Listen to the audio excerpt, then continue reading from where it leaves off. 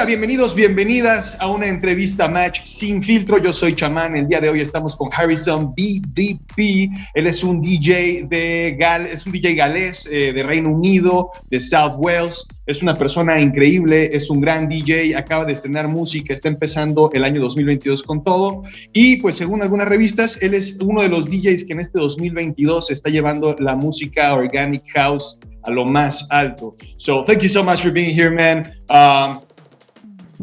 Harrison va a venir por primera vez a México. Este mes de febrero va a venir al Carnaval Bahidorá, un festival impresionante, el primer festival verde de México, que pues ha ido generando esta cultura de lo ecológico y de los festivales que no tengan emisiones de carbono, junto con el festival de Glastonbury, pero en unos momentos más vamos a hablar de eso. Primero, Harrison, the start of 2022 has been crazy for you. You just released new music with Ed Hodge, the new EP, Virtual Resistance. How did that come about, man?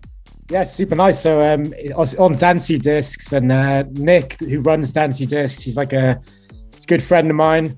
And basically, we've been talking for a while, and I guess it was time for me to step up on the label.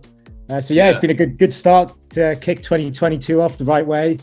I've got quite a lot of other things coming on Dancey Discs later this year, so it's going to be a jam-packed year. I think it's going to be pretty busy.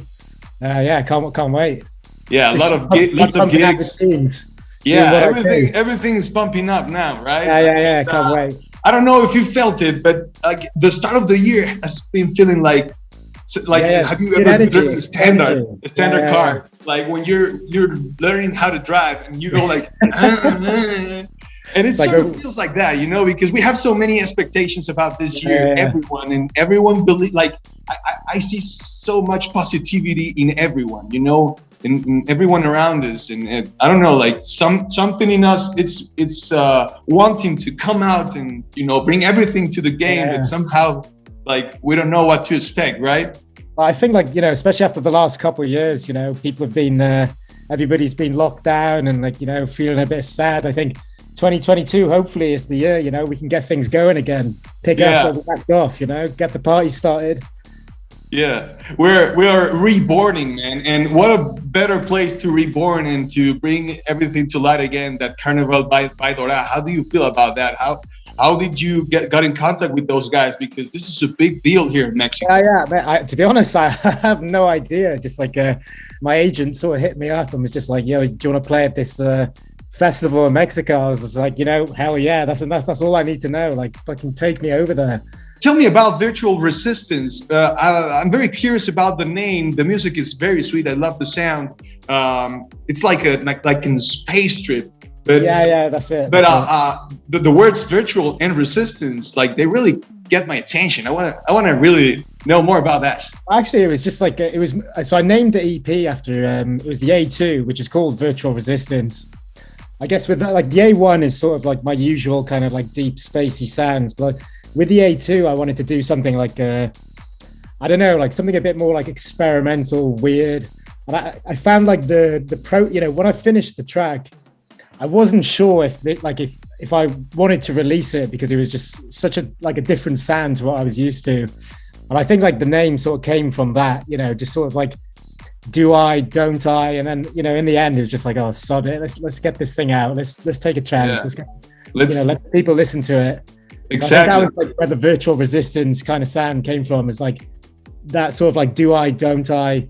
Then, sort of that feeling we all get when we want to show ourselves the way we are, but we have this little anxiety about doing it. Be true to everyone out there, right? Yeah, and actually, I really wanted to do something a bit different. Yeah, and that's what makes difference is showing ourselves and sharing ourselves the way we do things, right? And I wanted to ask you about that, about your process of making music. I'm always very curious about that with an artist, because especially with DJs, there's a million possibilities. How do you focus when you're making it? That's kind of why I started using synthesizers. Was I found when I was just using the laptop, there's almost too many possibilities. There's too many ways of doing things. Yeah. Whereas, so all my tracks, they start off as just like a live jam, just with like synthesizers, no computer. Because then you're limited by your tools in a way. And like, you know, it's like, it's cliche to say, but like that limitation, it helps you, you know, you become more creative within limitation, I think. Yeah, you know? exactly. Creating new sounds with what you have, right? So what I usually do is like, I'll start off like a live jam. And then once I feel like all the bits are ready, I'll record everything. And then that's when I bring the laptop into it, the computer. And then I'll use Ableton. I'll arrange everything and, you know, add a bit more effects. And like, it gives you a bit more like precision, I think. But that's my usual process.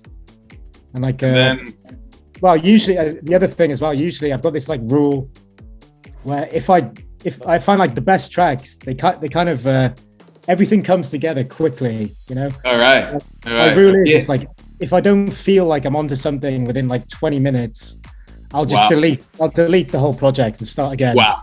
Just to get it out of the way. Yeah. That's what she said. But it sort of makes sense when you feel it is that way, and not only with music, it's with everything, you know. And somehow with time, you understand that you made the right choice. And regarding the process of becoming, I heard around that you started DJing when you were 16 years old. Your dad gave you your first set of decks. So what happened after that? How did you become Harrison BDP? Yeah, I sort of like, I became obsessed with like, you know, mixing at a young age, and then I kind of like, you know, lost interest a bit. But like for me, it was like when I turned 18 and I started going to clubs, and like it kind of, you know, I liked electronic music before anyway, but like when I could hear it in a club environment, it kind of made more sense. And like that's when I became like really hooked on it. And then I got back into like mixing more. And then I think when I was about 23, I started actually like producing the music. And like that's for me, like that's when like the fun really started, is when I could like create my own thing, you know. And what program did you use? I think back in the beginning, like I started off with like FL Studio, and then I tried like Reason. But then as soon as I tried Ableton, like it all made sense then. I was like, it was like love at first sight, you know? Yeah. What would you like to tell to all the people in Mexico, Latin America, wow, for your first time here? Just super excited. I can't wait to meet some of the people, party with you. Hopefully we can, you know, have a few tequilas with each other, you know, get the party going. That's what I'm all about. For sure. Yeah. For sure, man. We're gonna welcome you with our arms wide open, man. Your music is great. Congratulations. I just have one more question. I'm really curious about it. Why Harrison BDP? What does that stand for? It's a secret. Ah, shit. I'll tell you in person. I don't know if I can tell you. All right. Hopefully we meet in the future, man. Hopefully we meet at Bahidorá. That's for sure. We're gonna be there, and maybe Glastonbury or some other festivals during 2022, man. I know you're gonna make it there. You're going through the right way. You have an excellent vibe. iHeartRadio is your house. Thank you so much for being here today. Thank you.